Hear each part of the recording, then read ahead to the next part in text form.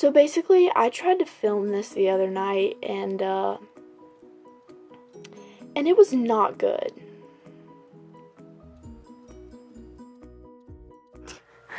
I'm going delirious. But I'm going insane. Is this my mental breakdown cam?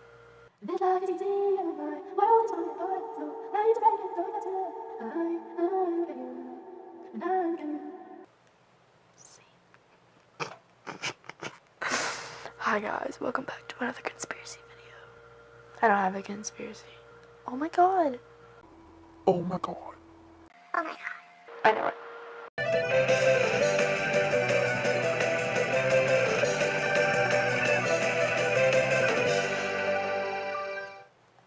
I'm going insane. Yeah, so that's why I'm refilming right now. You're welcome. Hey, what's up everybody? Welcome back to my channel. Hey gang, so I'm sitting here editing and this intro is really long, not making any sense, so I'm just gonna sum it up for you right now. Hey, what's up everybody? Welcome back to my channel. So the other night I was looking up video ideas and I found one that I could do and it's fun. So I'm gonna do my top 10 Netflix movies. But if for some reason you don't have Netflix or you've already seen all the movies on my list, or you just don't like them, I'm also going to do my top 10 favorite movies of all time. So, enjoy. For my top 10 Netflix movies, ranking in at number 10 is no other than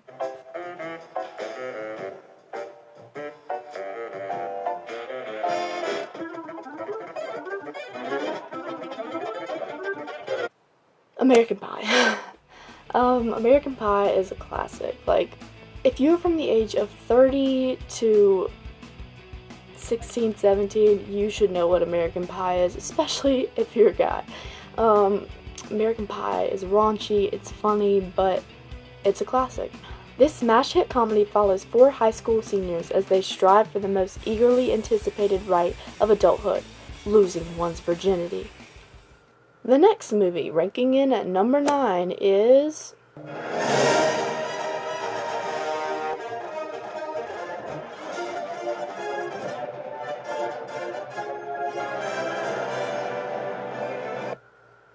that was it. Ranking in at number 9 is Solo, a Star Wars story.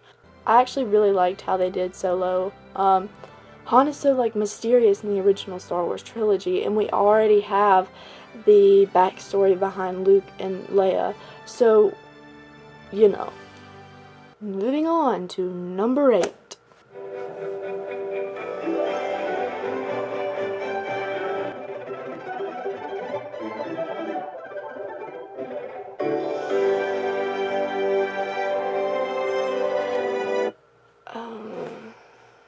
Enough of that. That was number 8, which is How the Grinch Stole Christmas. The classic, non-cartoon, the new one, Jim Carrey version. You can't get much better than this. Honestly, I watch this whenever I just want some Jim Carrey and whenever I want to relive my childhood and Christmas time and non-Christmas time. It's just a really good movie, and to me, it just, it's a classic, so I had to include that in there. So, that brings us to number 7.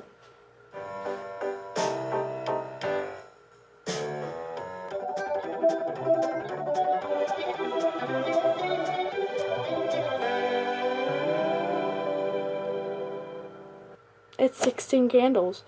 It's a classic 80s movie. So, if you're like me and saw the Debbie Ryan one before this one and was shocked to find out that it was just a cheesy remake, you will probably enjoy this one. It's more age appropriate. It has stuff that Disney would never, so that's why I like it. And it's just realer, it's not oh my god, I wish I had a car, I wish I was popular or whatever like that. It's about a high school girl and there's love, drama, and partying. So yeah, that brings us to number 6.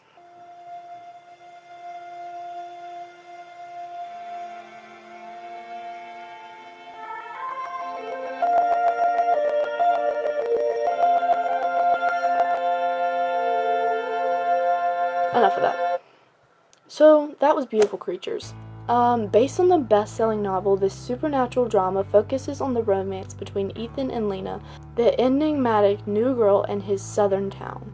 It has that like supernatural feel, which I always like also in a plot, because it's not just like, This is drama. This is how we fell in love. you know, that stuff. If you like romance, and if you like those popular books that are like the love stories but they have something else also in them, you should check this movie out. Moving on to number 5. This one is new to Netflix, and I am so glad that it is.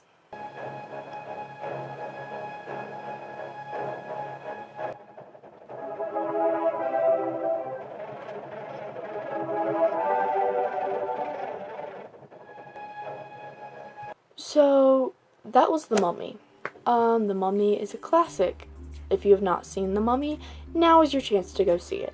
When an American archaeology team unwittingly resurrects a cursed mummy, it is up to an adventurer and a clumsy Egyptologist to stop the evil spirit. It has that good classic feel to it, but it was in 1999. There are also the other 2 on Netflix. It is a trilogy. Number 4, which is probably also controversial.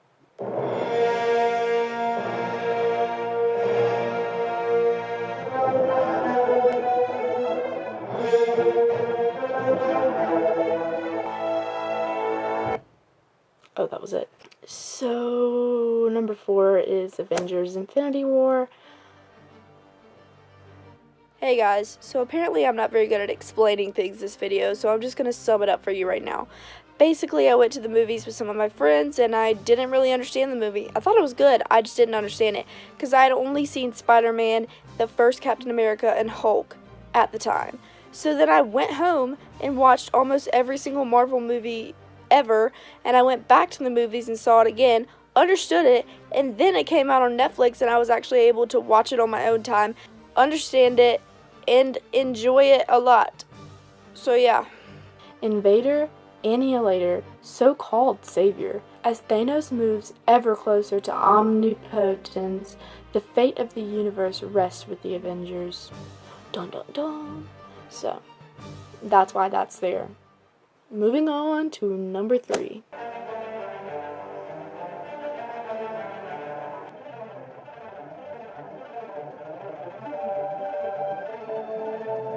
Okay.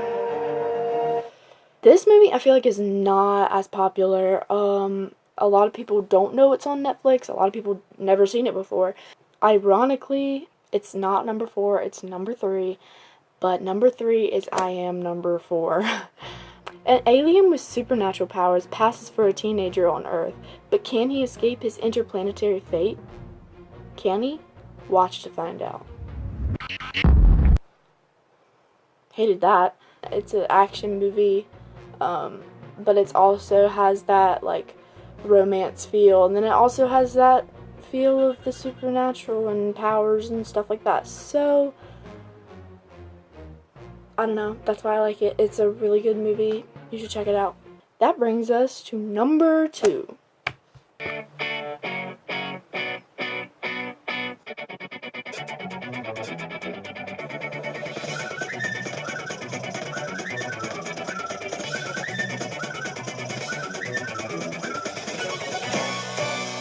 This is long. That was The Breakfast Club.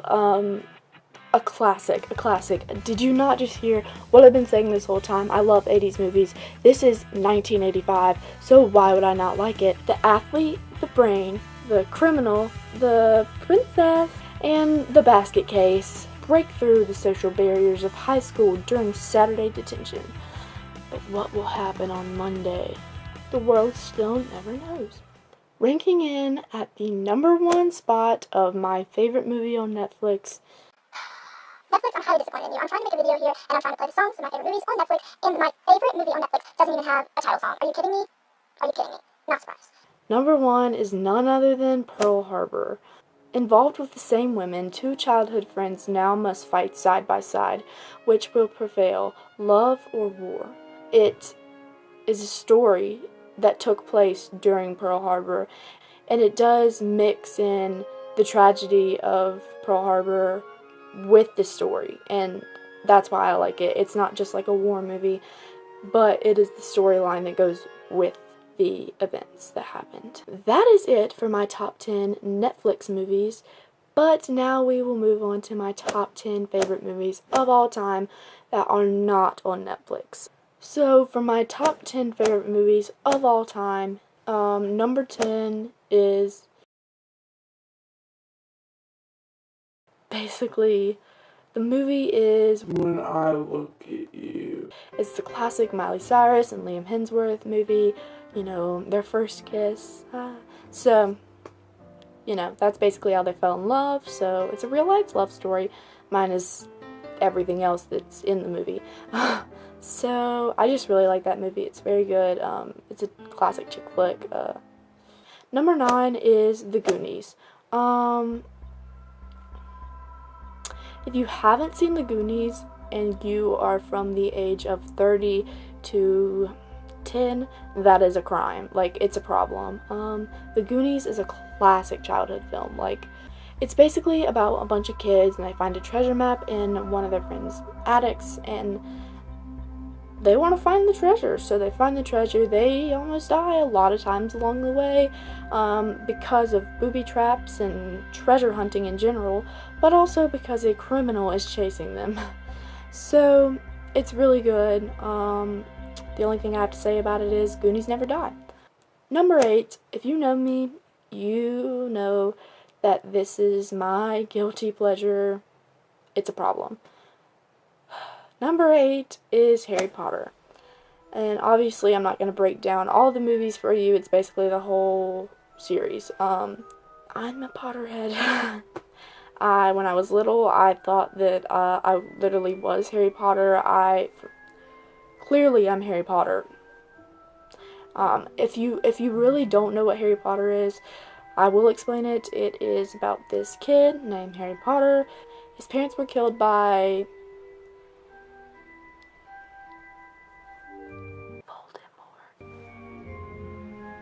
His parents were killed by you know who, and so he lives under the stairs with his aunt and uncle, who are muggles.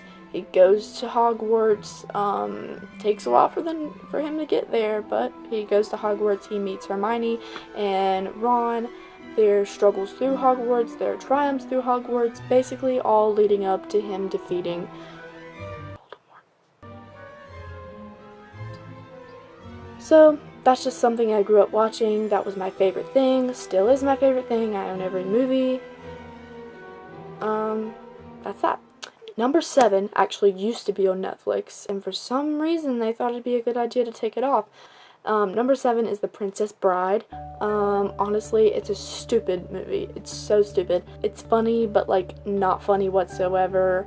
It tells the story of freaking princess and a wizard person, and then like a Zorro-like human figure, and then Antonio something, you killed my father, prepare to die. That dude. It's a lot. I haven't seen it in a while, but I just know that I love that movie. It's so good, for the weirdest reasons. So that's Princess Bride.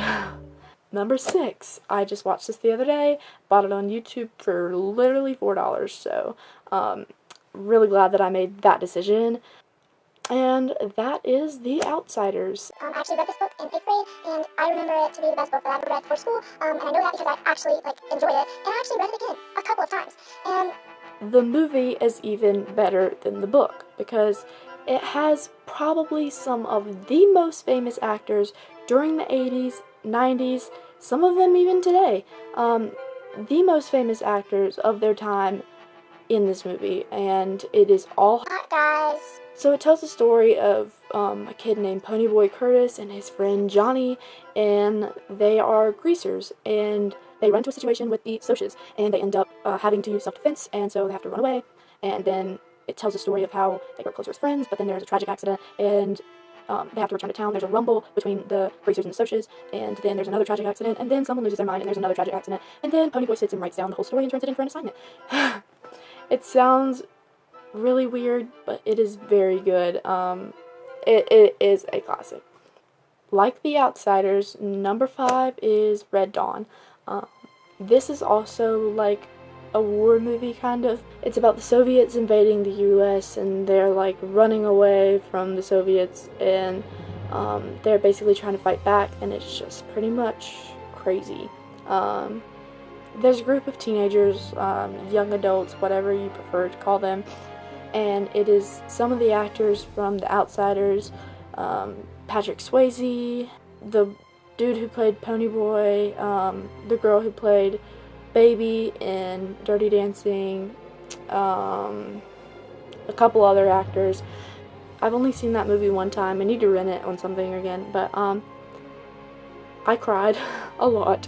It was very good, so I highly recommend watching that movie. Number 4.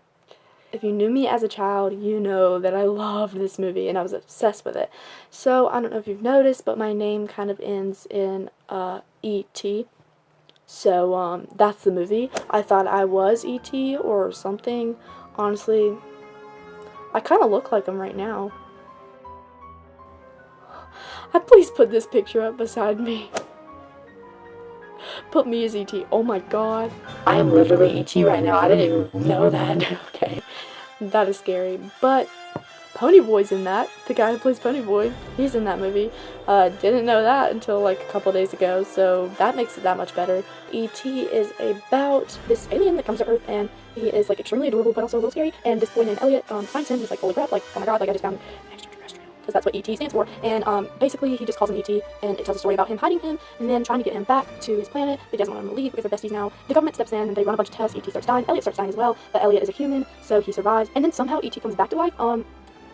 That part still remains a mystery, honestly, but then all the boys gang up together to get E.T. back, and then it ends happy, and E.T. returns, and I just gave you every single spoiler alert, but that's the movie. If you haven't seen it, watch it now. Number 3, if you know me, you're probably like, why hasn't she said this yet? Like, you know what's coming. It is Star Wars. So I'm a nerd, and in case you haven't noticed that by literally every single movie I am giving you, I am a nerd. Star Wars is about this guy named Luke, and he finds these robots, finds Obi-Wan Kenobi, almost dies, and then his aunt and uncle die, and then he leaves with Obi-Wan Kenobi and these robots because they find a secret message from Leia, who actually turns out to be his twin sister, but she kisses him and it's kind of weird. So then they have to rescue Leia, but Obi-Wan Kenobi's a Jedi, and so he teaches Luke the Force, you know, like, why not? And then so they become Jedi Master and young Padawan. So then they rescue Leia, they find a dude named Han with a ship that they think is crap, but it's actually a pretty iconic ship, the Millennium Falcon. And he has a best friend named Chewbacca, who's a Wookiee, and then basically they fight Darth Vader, you know, whatever. Luke finds out that Darth Vader's his dad, and he's like, what? I'm so confused. Then he finds out that Leia's his twin sister, and then Han and Leia fall in love, and now they're making crappy Disney remakes. Number 2 is Footloose. It's a classic. It's dancing, violence, love, what's right and what's wrong, and a lot of dancing. So basically, this guy moves to this town and he loves music, all that, but this town doesn't believe in music. Dancing and music are illegal in this town because of a really bad accident that happened to the preacher's kid. The preacher makes all the rules in this town. He believes that dancing is a sin and like gets him in trouble and all this stuff. And then the guy comes into the town, he's like, this doesn't make sense. Also, the preacher has a daughter, and the daughter is a rebel. She loves dancing, she loves music, so she rebels against him a lot. And so she's like, I like this kid, like he likes dancing and stuff, so whatever. Then they like gang up together and they're like, bro, like we should make music a thing in this town, like it's not bad. So then like all the kids like do these secret things that are bad, and they like, plan a dance, and then they have to go to the preacher, and basically it's like this big courtroom situation. He brings up the Bible and he's like, these are all the verses that God tells us to dance, and God tells us to rejoice in him and sing and lift our voices and be free and all this stuff. So then the preacher's like, okay, fine, you can have a dance. And then there's more violence. They have their dance and they dance all night long, and it's great. It's a great time. So that's Footloose, and you should definitely watch it if you haven't. Moving on to my number 1 favorite movie ever. And if you know me and you don't know that this is my favorite movie ever, you don't deserve to be in my life. Sorry. Number 1 is none other than Dirty Dancing. So, if you don't believe this is my favorite movie,